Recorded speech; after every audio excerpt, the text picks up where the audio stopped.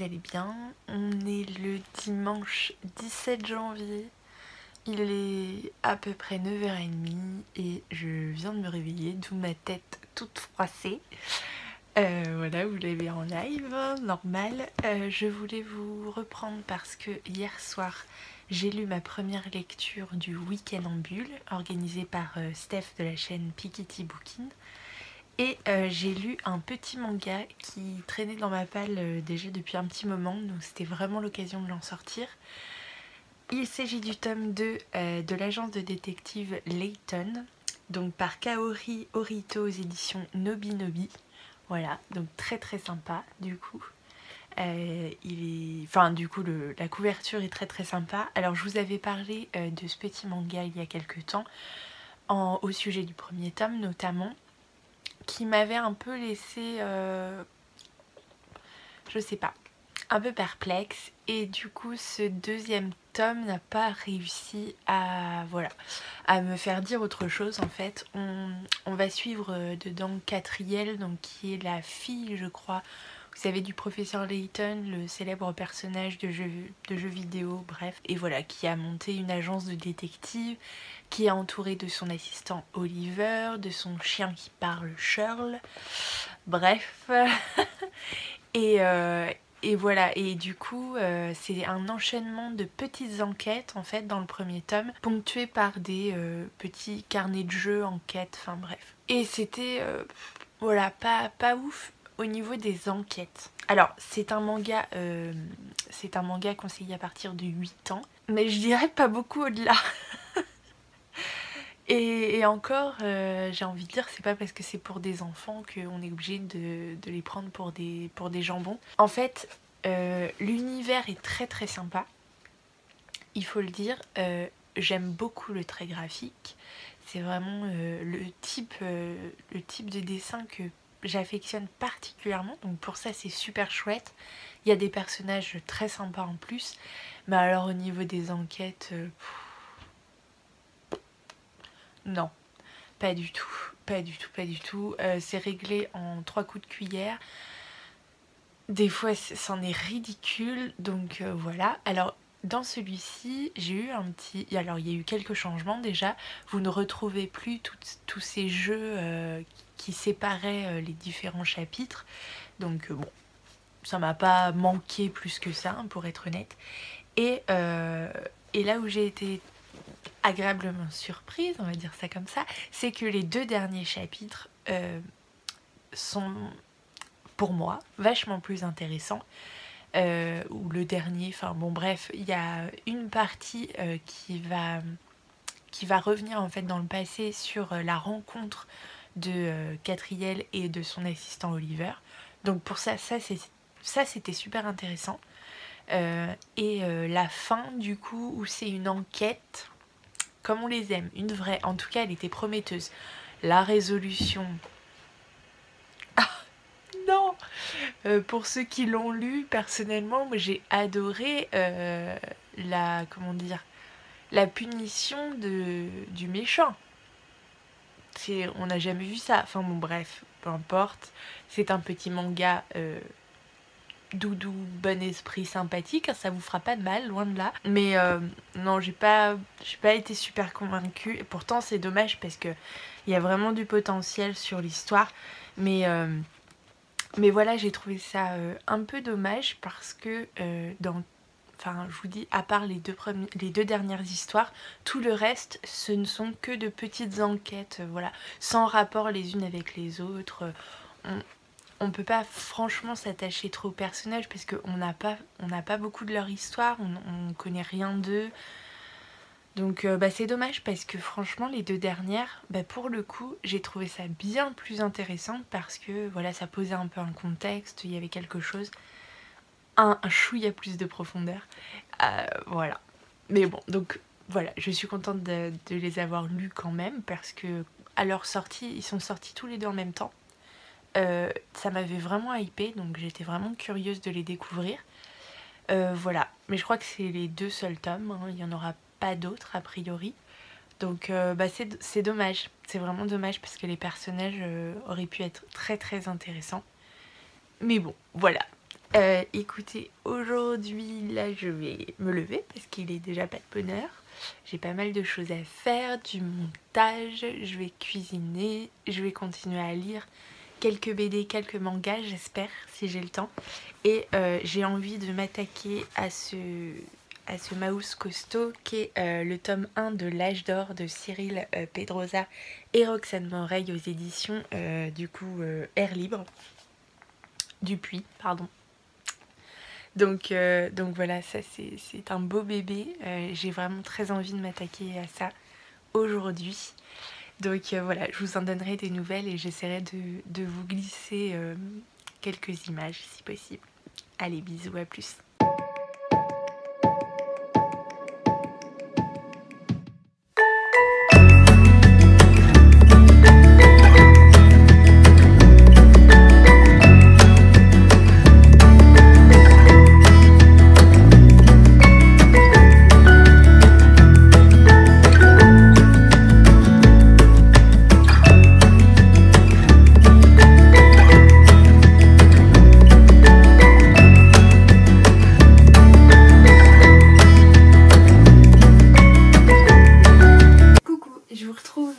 Un peu plus tard dans la journée, il est 14h37 exactement.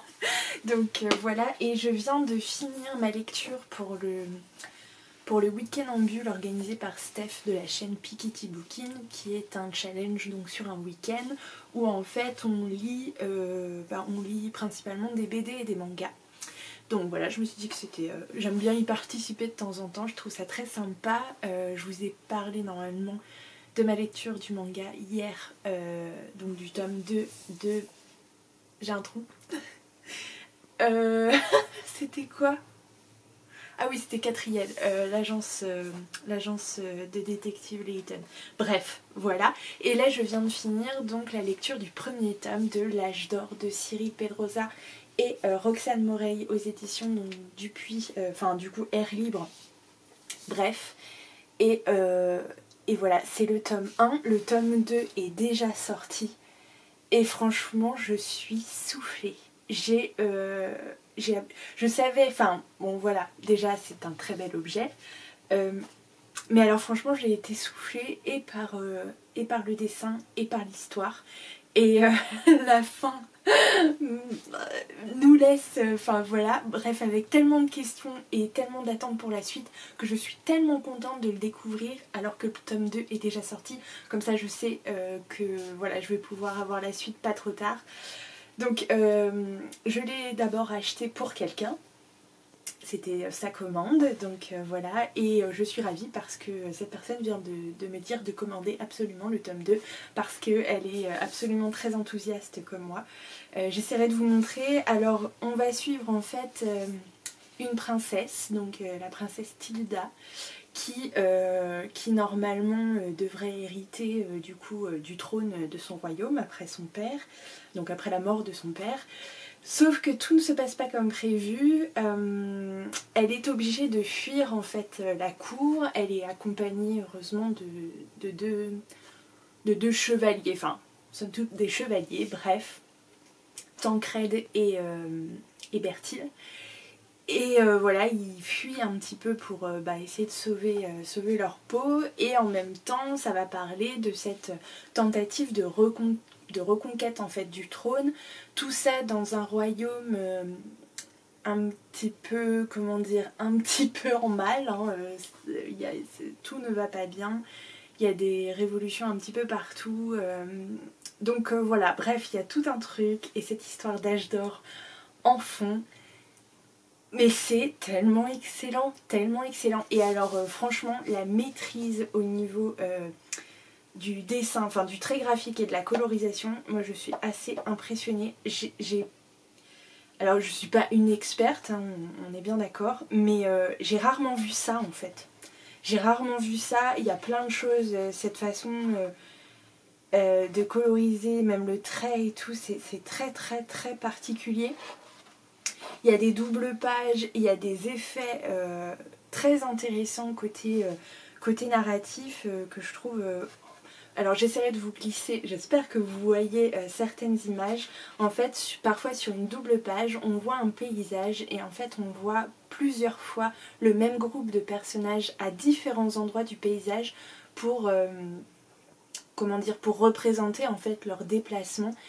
Et c'est tellement bien visuellement, c'est presque animé du coup, enfin... Déjà qu'on n'a pas vraiment de mal à rentrer dedans, mais alors là, ce principe narratif, je le trouve tellement bien. Il y a plein de personnages hyper cool. Enfin, vraiment, je suis soufflée. Je suis soufflée par tout en fait. Et puis il y a une espèce, donc au niveau de cette colorisation, ça nous plonge en fait dans des sortes d'ambiances au-delà de chapitres. Vraiment, il y a des ensembles de pages qui sont dans une ambiance un peu plus orange ou magenta ou un peu turquoise. Enfin, c'est somptueux, vraiment c'est somptueux. C'est un album graphique qui fait plus de 220 pages. Ouais, on est un peu plus de 220 pages, donc voilà, c'est un coup. Mais vraiment, il est superbe, il est vraiment superbe. Et l'histoire est tellement bien. Vraiment, je suis assez impressionnée parce que voilà. Donc j'ai hâte de lire le tome 2, enfin le volume 2. Je suis très impatiente de connaître la suite de l'histoire. Et puis, oui, ce que je vous ai pas dit, c'est qu'on a un petit côté... on est vraiment à l'époque médiévale, donc ça se ressent même dans le trait. On a un petit côté très enluminure, très manuscrit. C'est tellement beau. Mais c'est tellement beau. J'adore. Vraiment, j'adore. C'est superbe. Je vous recommande à 100 000%. Et du coup, pour continuer sur ma lancée, j'ai bien envie de lire encore quelques BD et mangas. Et là, du coup, particulièrement BD, je pense, je vais lire un titre que j'avais acheté lors des 48 heures de la BD. Vous savez, qui proposait en fait une sélection de BD et mangas à prix exceptionnel, donc 2 €. Et donc, je me suis ruée dessus évidemment.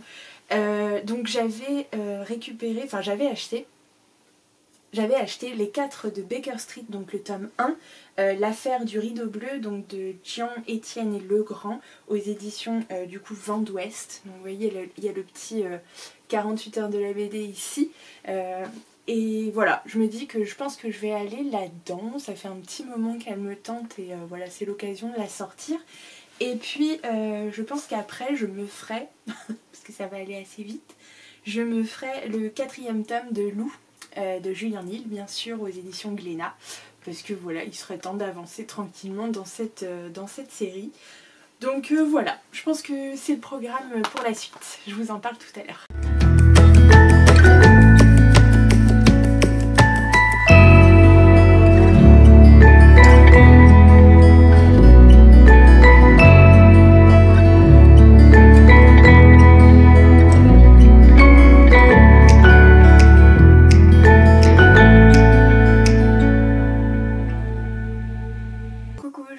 Un peu plus tard, toujours dans la même journée, il est 15h29, du coup j'ai bidouillé un peu sur mon portable et j'ai surtout fini les 4 de Baker Street, donc le tome 1 qui s'intitule L'affaire du rideau bleu de Jean, Étienne et Legrand, toujours chez Vent d'Ouest.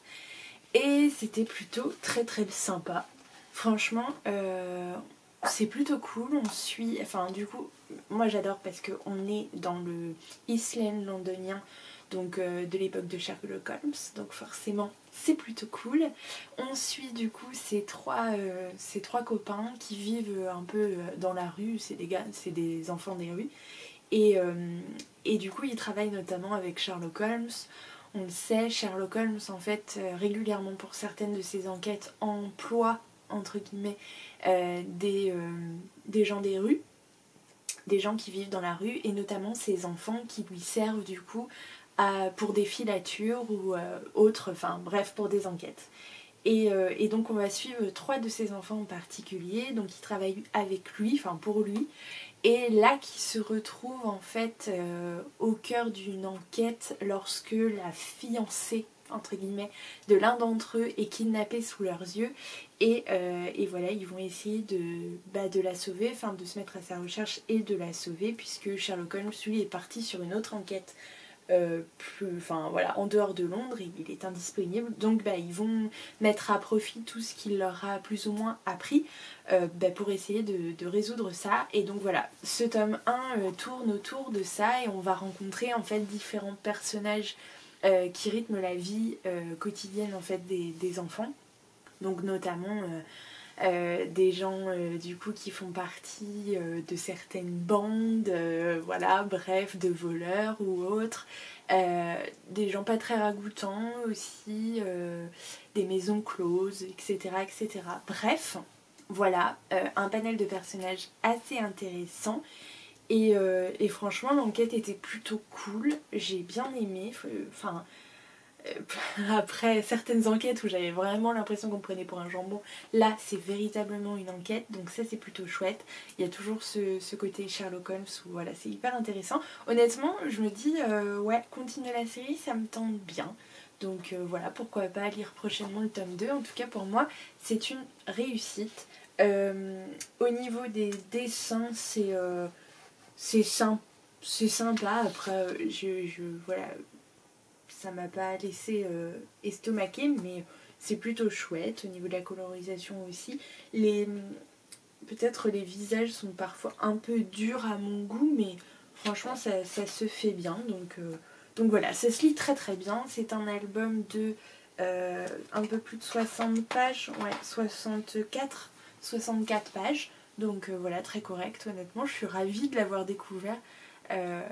Voilà, merci aux 48 heures de la BD. Je vous retrouve, il est 15h48, toujours la même journée, et je me suis rendu compte que je cause, et que j'ai tourné des vidéos en avance. Alors d'ailleurs le son doit être un petit peu mieux que les séquences précédentes puisque j'avais encore oublié de mettre le micro, mais je sais pas ce qui m'arrive. Bref, ça va revenir, j'ai pas tourné depuis longtemps et du coup j'ai perdu certains automatismes, mais ça va aller, on va s'en sortir. Et du coup je me suis rendu compte que j'ai tourné des vidéos en avance, ce qui est très très bien, sauf que j'ai encore du montage à faire, donc il serait temps que je m'y mette. Du coup c'est parti.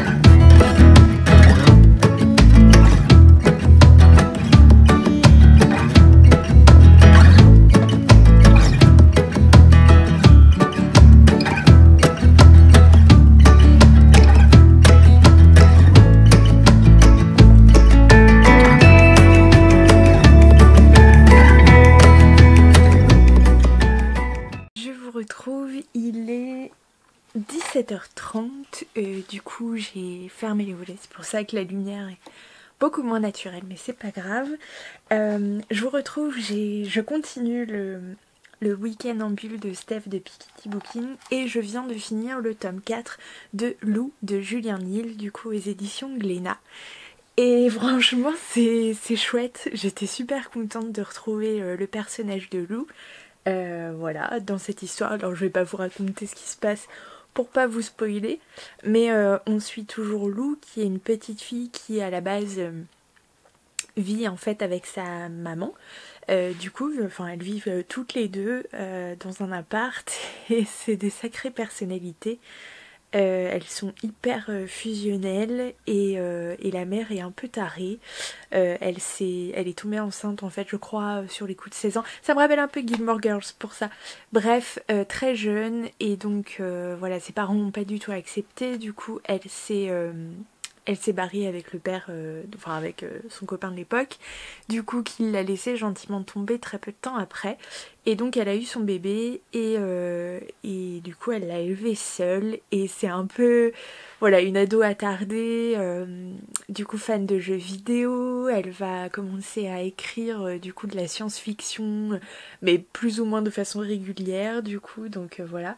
Et à côté il y a cette petite fille, donc Lou, qui est un peu rêveuse du coup, voilà, qui tient un journal intime, et donc c'est tous ces, comment dire, ces états d'âme, d'enfant puis d'adolescente, hein, du coup.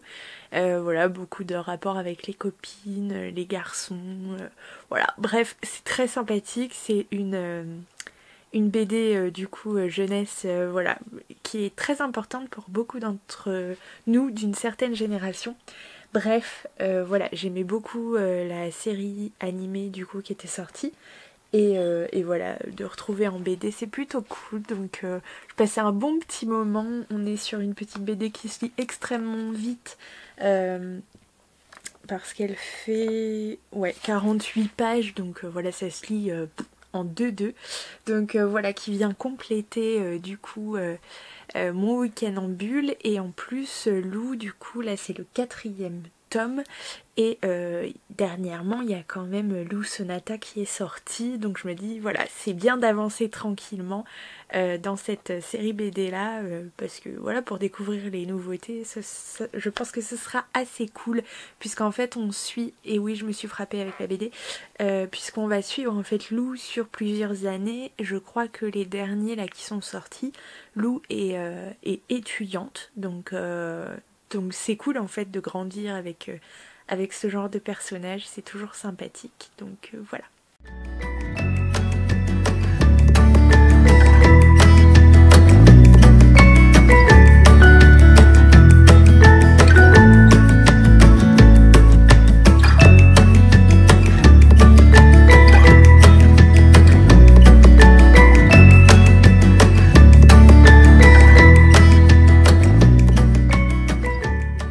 Coucou, je vous retrouve, il est 19h10, toujours le dimanche 17.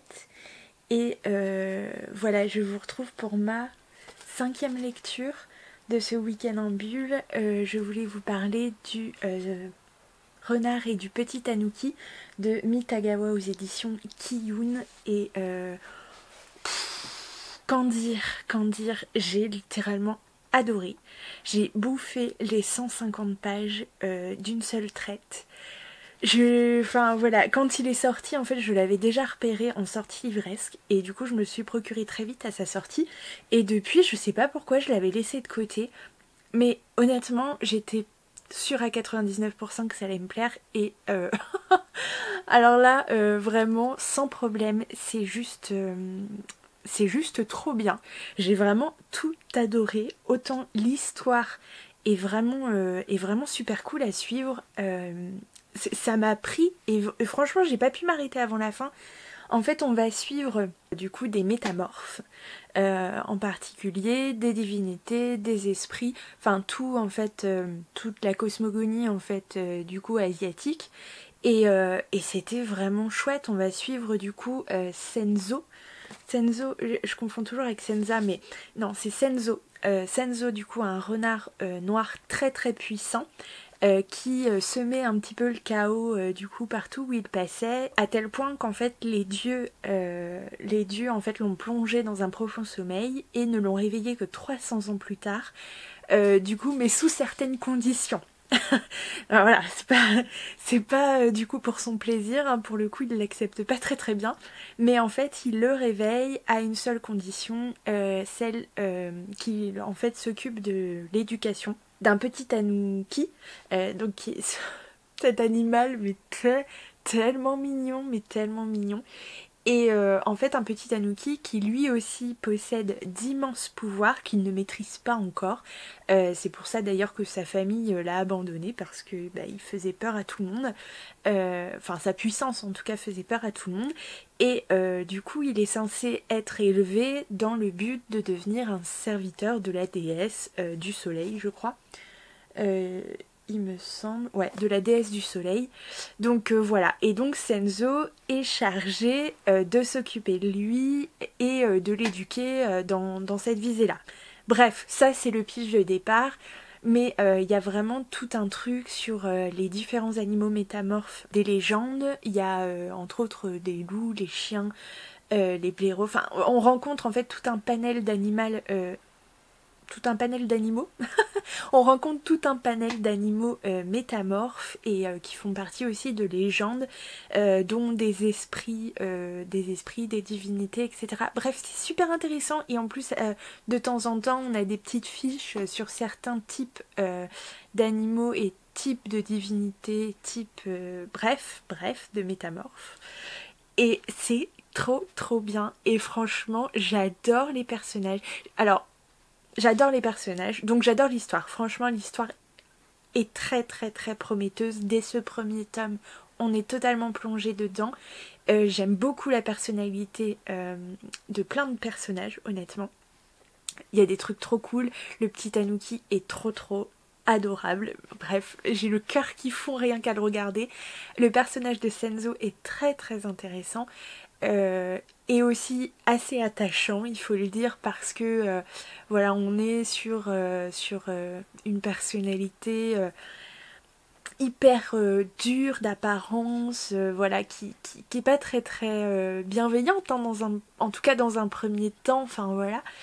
Et voilà, ça cache quand même un passé, des failles, voilà, il y a de la puissance, mais il n'y a pas que ça. Et j'aime bien du coup, voilà. J'aime bien ces nuances-là parce que, bah oui, des fois on s'attache et puis il redevient méchant. Enfin, t'as l'impression qu'il redevient méchant, ça ressort un peu quand même ce côté-là. C'est ni blanc ni noir, hein, c'est gris. Donc pour ça c'est cool. Il y a des personnages trop sympas comme un chien qui fait partie d'une meute de loups. Enfin, voilà, qui sont les protecteurs. Bref, je vous raconte pas tous les détails. Il y a d'autres métamorphes hyper sympathiques aussi. Donc voilà, c'est tout un panel très intéressant. Alors ça c'est pour la narration. Et alors côté illustration, moi c'est tout à fait ma cam. J'adore vraiment tout. J'adore, les animaux sont extrêmement bien faits, très agréable à regarder, version très ronde, c'est vraiment magnifique et voilà, vraiment c'est un plaisir. Les vignettes sont vraiment comment dire, hyper expressive, presque d'animation en fait, clairement. C'est vraiment très sympa à suivre. Je vous le recommande là à 2000%. Je suis super contente de l'avoir découvert ce soir et j'ai hâte du coup d'avoir le tome 2. Coucou, je vous retrouve, il est 21h47, je viens de me faire mon petit thé du soir. Et je pense que je vais clôturer ici ce vlog. Pour le premier, à mon avis, j'ai déjà 100 millions de minutes de rush. Donc on va s'arrêter là. Je pense que j'en ai fini également avec le week-end en bulle. Voilà, j'ai fait quelques lectures et c'était plutôt cool. Franchement, il y a eu des très bonnes lectures. L'âge d'or en particulier. Le petit Tanuki était... Enfin, le renard et le petit Tanuki étaient super bien aussi. Et d'autres. Donc voilà, je suis vraiment contente de ces petites lectures. Ça m'a permis voilà, de me replonger tranquillement dedans et voilà, de faire le plein de bonnes ondes. Et en plus, ma lecture en cours, du coup, d'un roman, en l'occurrence, est vachement chouette en ce moment. Donc j'ai grave envie en fait de m'y replonger. Il s'agit du 3e tome de Rendez-vous avec le mystère, du coup, enfin des détectives du Yorkshire de Julia Chapman aux éditions Robert Laffont. Et voilà, c'est une saga cosy mystery que j'adore. Et vraiment, c'est un bonheur dedans. On suit en fait 2 personnages dans une petite ville, Broncliffe, d'Angleterre. Donc voilà, où tout le monde connaît tout le monde, hein, toi-même tu sais. Et du coup, on va suivre Samson, qui est en fait un homme qui vivait à Broncliffe quand il était plus jeune. Sauf que très tôt, voilà, des soucis familiaux ont fait qu'il s'est gentiment barré, ne donnant de nouvelles à personne. Il a fini par s'enrôler dans la police. Et voilà, au-delà. Et bref, quelques années plus tard, voire voilà, dans sa trentaine. Il revient dans cette petite ville avec un passé, voilà, assez mystérieux, bref. Et il décide de monter une agence de détective.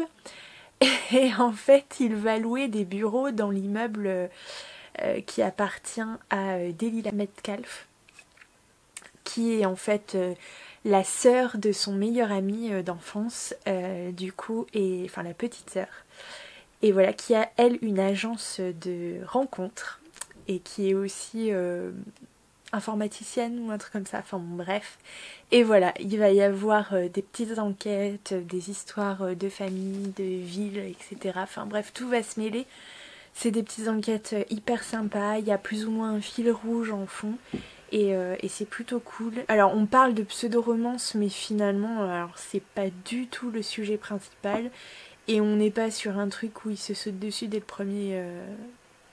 les premières pages. Hein. Ah, pas du tout, pas du tout. Il va falloir à mon avis attendre encore un sacré moment. C'est pas gagné, je sais pas trop comment ça va finir. Mais en tout cas, c'est vachement chouette, on s'y sent super bien, c'est hyper doudou. Et voilà, avec une petite enquête policière en fond, moi perso j'adore. Donc c'est un réel plaisir de plonger dedans à chaque fois. Et franchement, je les savoure quoi. J'aurais pu enchaîner, il y a 6 tomes, le 6e tome est sorti il y a pas longtemps. Vous me direz, j'aurais pu les enchaîner comme ça d'affilée. Et j'en ai pas envie en fait. Comme des petits bonbons, je préfère les sortir, voilà, à certains moments. Et franchement, ça c'est un plaisir, je le savoure. Là, je suis rendue à peu près un tiers. Et ça promet déjà, donc plutôt chouette. J'ai hâte de m'y replonger. En attendant, moi j'ai été ravie du coup de vous tourner ces petits plans comme ça de temps en temps pour vous partager un petit peu autour de la lecture, mais pas que, parce que je trouvais ça sympa. J'aime bien moi regarder les vlogs, donc j'avais envie de vous en proposer un voilà, à ma sauce. Et j'espère que ça vous a plu, n'hésitez pas à me dire. Je pense que je vais commencer demain à en tourner un autre, enfin à partir de demain. Je pense que sur une semaine aussi, donc de lundi à dimanche, voilà, autour des lectures et autres. Donc n'hésitez pas à me dire si ça vous plaît. Sur Instagram, je pense vous proposer du coup de prendre le contrôle de mes lectures, peut-être. Je sais pas encore, ça c'est à voir. Voilà, soit cette semaine, soit la semaine d'après. Donc voilà, si ça vous dit, n'hésitez pas à checker sur Instagram, ce sera avec plaisir. En attendant, j'espère que vous allez bien, que vous arrivez à prendre soin de vous. Je vous souhaite une très belle soirée, je vous dis à très bientôt et je vous fais plein de gros bisous.